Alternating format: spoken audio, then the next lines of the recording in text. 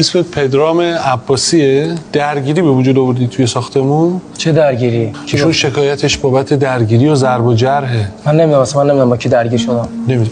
اجازه می‌فرمایید آقای قاضی. آره بگو قضیه چی بوده؟ من سلطانی هستم. باش. آقای کارت قاضی چیه؟ من مترجم زبانم. چی ترجمه میکنی؟ رمان.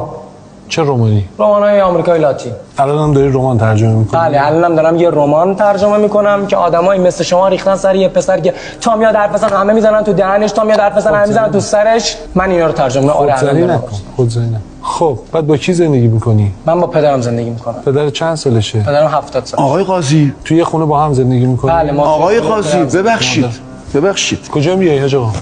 اجازه است خدمتتون برسم این نکته بگم.